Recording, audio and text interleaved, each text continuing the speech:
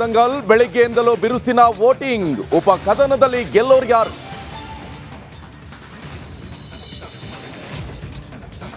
ಹಕ್ಕು ಚಲಾವಣೆಗೆ ಯುವಕರ ಉತ್ಸಾಹ. ವೀಲ್ ಚೇರ್ನಿಂದ ಬಂದು ವೃದ್ಧರ ಮತದಾನ. ರಿಪಬ್ಲಿಕ್ ಕನ್ನಡದಿಂದ ಮೆಗಾ ಕವರೇಜ್.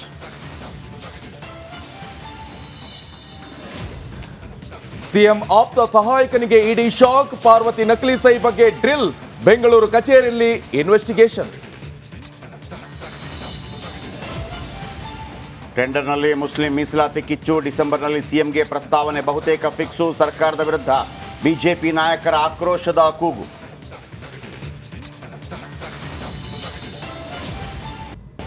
ಬೆಂಗಳೂರು ಮಂದಿಗೆ ಬಿಬಿಎಂಪಿ ಶಾಕ್. ಮನೆ ವಾಣಿಜ್ಯ ಕಟ್ಟಡಗಳಿಗೆ ದರ ಫಿಕ್ಸ್. ಪಾಲಿಕೆ ವಿರುದ್ಧ ಜನರು ಗರಂ.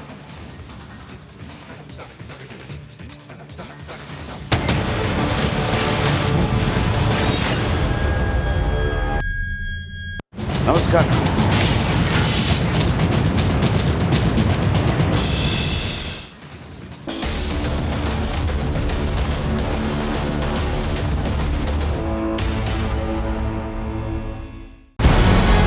ನಮಸ್ಕಾರ.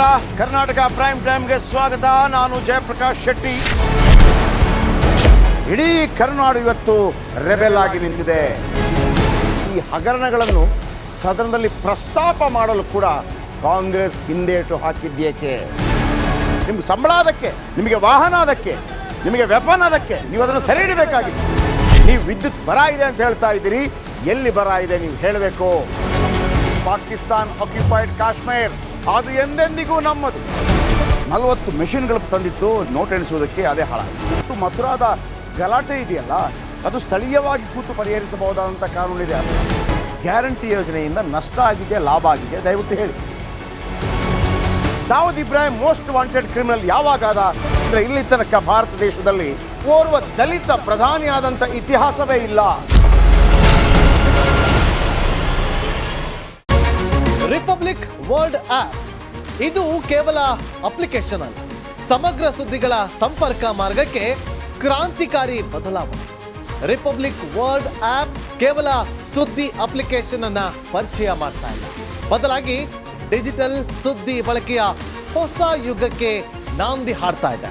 ಇದೊಂದು ಬ್ರೇಕಿಂಗ್ ನ್ಯೂಸ್, ಪ್ರಭಾವಶಾಲಿ ಕಾರ್ಯಕ್ರಮಗಳಿಗೆ ಗಟ್ಟಿಯಾದ ವೇದಿಕೆ. ರಿಪಬ್ಲಿಕ್ ವರ್ಲ್ಡ್ ಅಪ್ಲಿಕೇಶನ್ ಈಗ ಲೈವ್ ಆಗಿದೆ. ಗೂಗಲ್ ಪ್ಲೇ ಸ್ಟೋರ್ ಮತ್ತು ಆಪಲ್ ಆಪ್ ಸ್ಟೋರ್ ಎರಡರಲ್ಲೂ ಲಭ್ಯವಿದೆ. ಈಗಲೇ ಡೌನ್ಲೋಡ್ ಮಾಡಿ.